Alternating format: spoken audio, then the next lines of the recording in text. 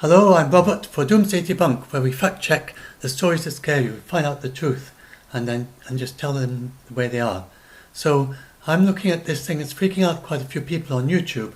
The way they're going to be changing their service, they're changing. You may have all had a banner at the top if you're a YouTube creator, and find my one here. So it says, do you want to set your channel as made for kids? And you have this option. Yes, set as made for kids. I always upload content, and no, and then I want to review this this setting for every video, and then you have this link that you can go through and open up. And so determining if your content is made for kids, and it's a little bit opaque actually. It's not as they could be better expressed. So first of all, the young children of primary audience, that's quite easy to understand. So if you know that you're doing it for young children under age 13, they don't actually give, they're a little bit vague. They don't even give the number 13 there. Oh yes, here we are. Under the age of 13, yes they do. And children not the primary audience, but the video is still directed at children based on the factors below. So they have all this subject and where this contains actors. But I think actually the best bit they have on the page is this, which is collapsed for some reason. So you open that up, and you get a much better advice there. As a creator, you know your content best. If you intend to reach a kid audience, it's likely that your video is made for kids. If you're not sure about the audience, look at the features. And the key is to balance all the COPPA specified factors. For example, that a kid is in it doesn't mean it. You need to look, if there's a kid in your video, it doesn't mean it's made for kids. You will have to look at the other attributes like the intended audience and whether it uses language is intended for kids. Now I've only given a few examples, but I suppose I think they're really kind of being super cautious and not wanting to say too much in case someone comes in and says, look, you've misled them, you haven't explained it properly. But if for instance your channel was about the Telletubbies, say, this sort of thing,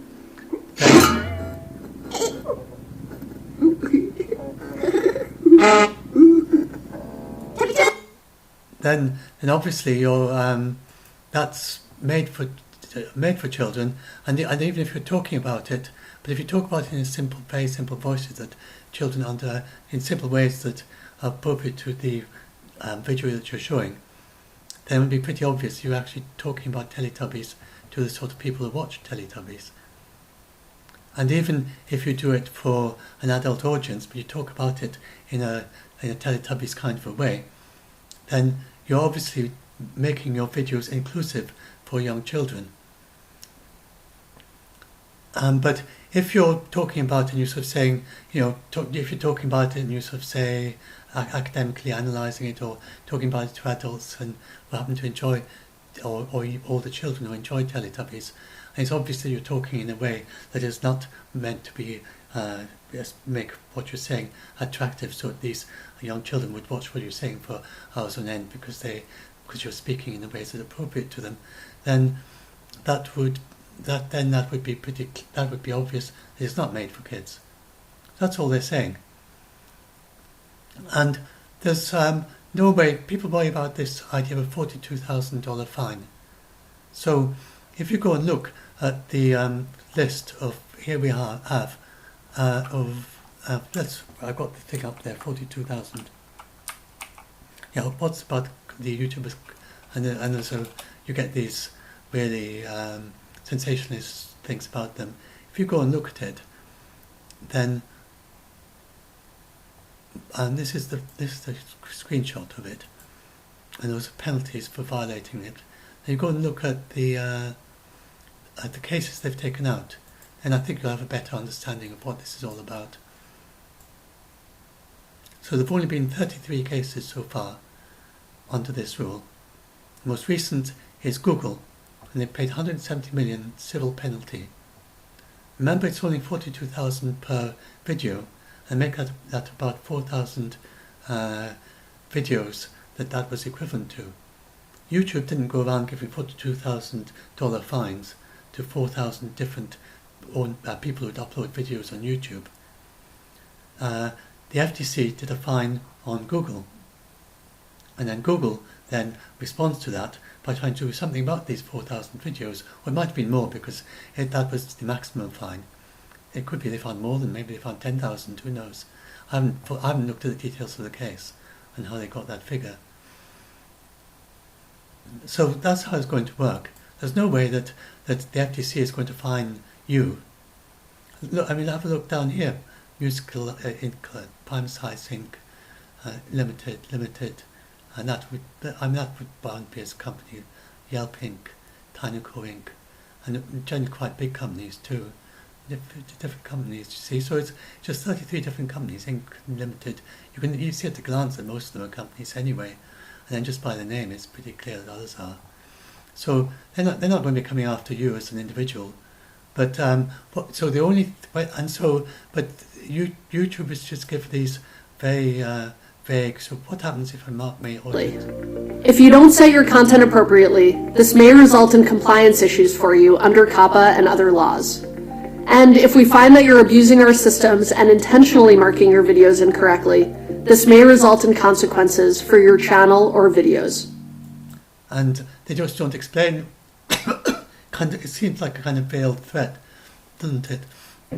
But they don't say what the consequences are, but all they can do, I mean, they have no legal authority over you. They're just a website owner and you're someone who's using their website. They don't even know where you live, most likely, and they'll have your PayPal account and your email address. When they say consequences, the worst they can do is to take your channel down, but they're not going to do it over something like that of you just using the wrong checkbox. They're most likely not going to do anything, and they're just saying that in order to make sure that lots of people, because the thing is, the way it's going to happen, they're not going to suddenly run out this algorithm over the whole of YouTube in one go. I mean, I talk about like software programming myself and sort of having a vague idea about how they do stuff like this. They would start off with little pilots, and then some people, they maybe target one state or or everyone who comes on in a particular hour or something, and they find some way of getting a tiny little subset of it and get their algorithm going, and it would then go around and look and see who's switched on the kiddie thing and who hasn't, and who's switched on saying it's not for kiddies. So there would be some channels entirely for kiddies, some entirely not. They would have some human being comes in and review, not all of them, but just every few, just to make an idea of what percentage are correct. And if they find that like 99% is correct, then their neural net can then go whizzing away, classifying, learning from them. If they find that there's an awful lot of people doing it wrong, then they will have to find ways of making sure that they do it right, and they'll come up with more warnings and say, please put it right, and so that's why they're here. She's saying get it right because she wants the algorithm to be able to classify them. So they're coming over a bit heavy because they want to make absolutely sure that nobody is sort of saying it's kiddie when it isn't or isn't when it is. The main consequence would be for YouTube there, not really for you. The worst they can do for you, but I'm very surprised if they do it, is that they remove ads from your channel because you've marked, if you consistently, like if you had a channel that was like Telletubbies, like we had there, or where was it? If you had a Telletubbies channel, which was just showing wall-to-wall Teletubbies, and if you were talking in simple voices in ways that were suitable to a Teletubby audience, and then you marked it as not being for kiddies because you want to have clickable ads, that would be a clear example where that would be something where they say, this chap is just deliberately gaming the system because he saw the notice, he marked it as not for kiddies, he obviously knows it is for kiddies. So then what would be the worst they could do? Well, the worst they would probably do is just remove ads from that video, from that entire video channel, which would be a big thing for someone who's relying on ads for their videos. I think that would be the worst they do. But I can't see them wanting to do that very much, and that would only be for a very, very obvious case where and they're not going to do anything if you just kind of tick something as not being for kids and you've misunderstood their rules or something. They're not going to do that. So there's nothing to worry about there. And the whole thing The motivation of the thing is actually it's a law. It's not, YouTube don't want to do any of this.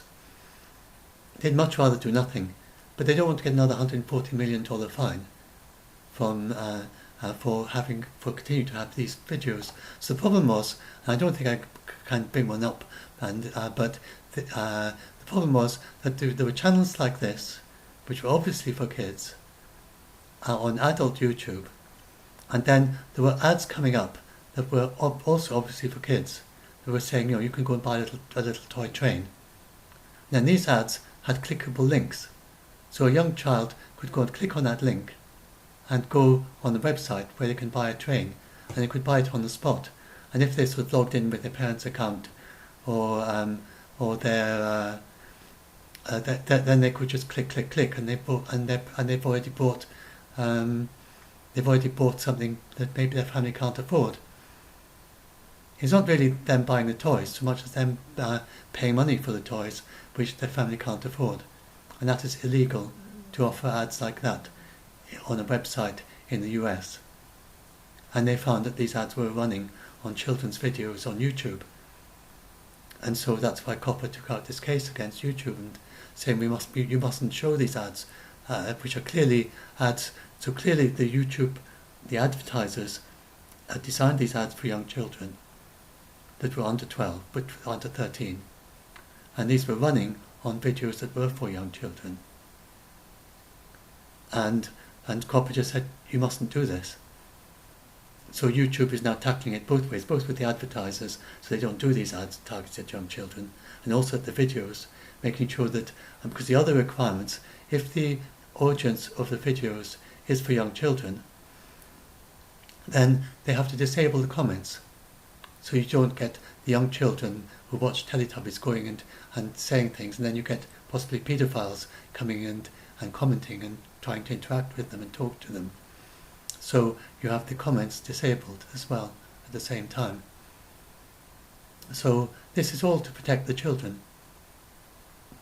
And so that's why I say it makes sense. I think it makes sense they do this. I'm glad they're doing this. But they've been a little bit clumsy in how they've explained it to the general public. And it's not going to impact on you if you make family-friendly videos that just happen to appeal to children. I mean, take for example Doctor Who, and that's a family-friendly show, and young children watch it, but it's not made for children in this sense.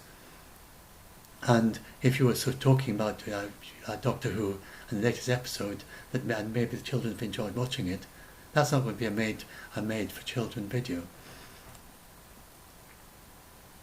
And most of if it's for Pokemon characters, there are a lot of adults like those, and unless your video streaming is clearly done for children with simplified language and done in ways to appeal to them, and even though it's all about Pokemon, it's not going to be a made for children one, even in the secondary sense. Not unless you do work to make sure that it's going to appeal and be appropriate for them under 13. So hopefully this has cleared up a few worries about this, and if only YouTube had said this, but I think they're being kind of super cautious really, or maybe a bit clumsy. They're just not really explaining this properly. I think they're very focused on the whole legal thing, that they've had this big fine, and they're worried about making sure that everything they say is absolutely legally watertight, and is not going to give any impression that they're in any way misleading or encouraging people to continue to do what they were doing before. And that video that I just shared, it just didn't give any examples or anything. Anyway, and if they'd just given a few examples of what different kinds of content are, but then I suppose they'd worry that giving these examples would then lead to people doing things that aren't in those examples and thinking they're okay. So anyway, hopefully this clears it up and maybe helps some of you who are panicking about this whole thing. And so some creators are panicking, and some people who enjoy these videos are panicking. And if you watch these videos, so the worst is going to happen is that if you watch Telletubbies with a voice track that is meant for young children, then you're going to be what's going to happen there is that you will still have ads for children, but they won't have clickable links on them. They will advertise these toys and things, and you have little things pop up that can say that, but they mustn't be able to click on them and go through to anywhere. And they will still get income from those ads, but they'll get maybe half or less of what they got before, because with all the clickable links. But I mean, if you're a YouTube creator and you're making those videos, then if you've got some kind of ethics to yourself, then you don't want your children to be clicking and buying toys they can't afford anyway. So, and you also would want the comments to be disabled in that situation.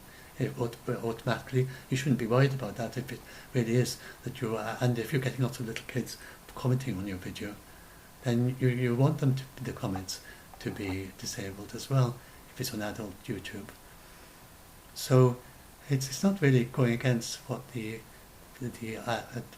creators would want anyway, if they get it quite ethical and care about the children that they're doing these channels for.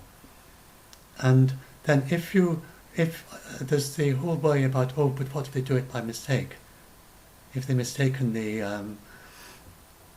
the algorithm goes and mistakenly marks all sorts of things as being for children when it isn't. Well, excuse me. Well, I think actually I already said a bit. I get lost with track what I just said. I think I actually said that as a developer, that they're only going to bring it in slowly, surely, until make sure the algorithm works properly. And the old days of I make metronome tracks. I've got software, visual software. I make metronome tracks synchronized with visuals to help musicians to follow the rhythms. And in the old days, a few years back, then YouTube would mark some of these as being copyright infringements.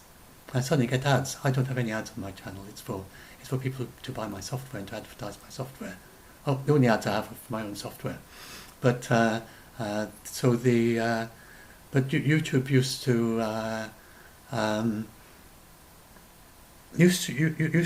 to a few years back, it would suddenly start showing ads on my videos, and then I get little notes saying, this video track you uploaded is a copyright infringement of some music track. And then I go and it's just going tick, tick. But it did polyrhythmically, it did 3 against 4 and all sorts of some complicated things. So it probably didn't quite seem like it was a metronome track to the very dumb algorithm that was looking at it back those days. And so they'd say, no, look, there's this music, you're stealing someone else's music on your metronome track. And it's some music with a heavy beat, and they thought my metronome track was this music. There wasn't even anything tonal in it for most of them. So just clicks.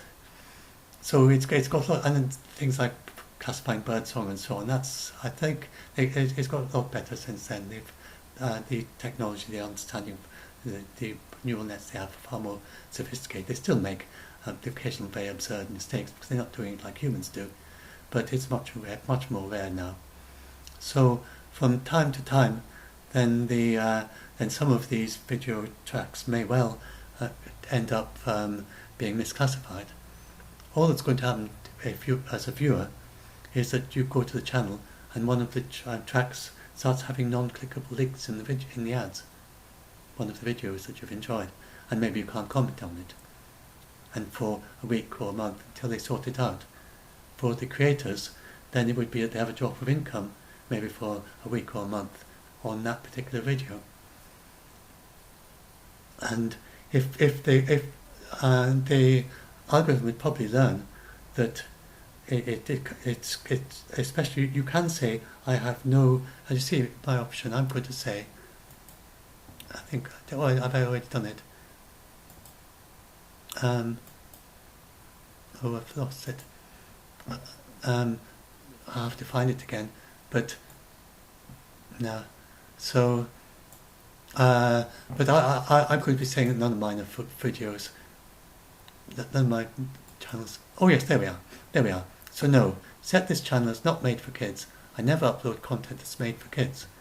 So I do upload videos here that about climate change and so on that are of interest to kids. And even under 13s might well watch one of those and learn a little bit about climate change from them. But they're not my target audience. I talk just like I'm talking now. I'm obviously not making them for very young kids. And so I'm just going to say, no, this channel is not made for kids. I will have some kids watch them, but that's not, I mainly think it's mainly for older kids than 12, but some under 12. I mean, that video that Rupert Reed did, then there were kids as young as 9, so there may well be kids as young as 9 watch some of my videos. But I mean, he wasn't speaking to young kids, and I'm not speaking to young kids. So, so no, it's not for children. Mine is not for kids. So, hopefully that helps.